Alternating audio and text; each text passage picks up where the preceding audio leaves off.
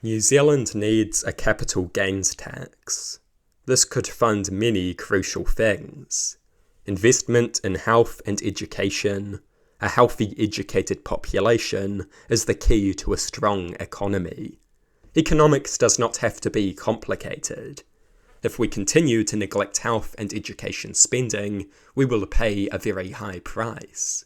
A sick, uneducated population is a recipe for a weak economy. A capital gains tax could fund crucial investment. It could fund essential infrastructure investment.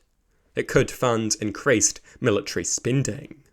The government needs to invest in a wide range of capacities. A capital gains tax would create funding for such investment. A capital gains tax could also be used to fund a tax-free threshold. This would massively ease the tax burden on working class people. It would be highly beneficial to students, parents who work part-time, and semi-retired people. Groups that desperately need more money in their back pocket. The capital gains tax would address wealth inequality. Wealth inequality is a very serious problem.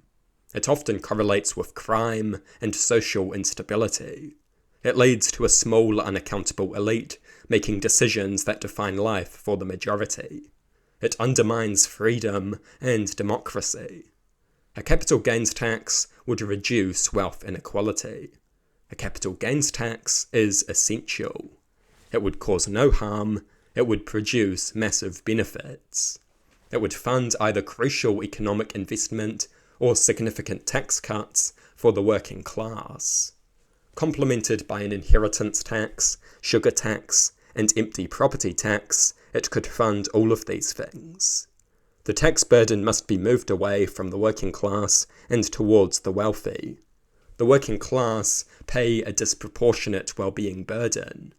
Taxes take a greater toll on their well-being.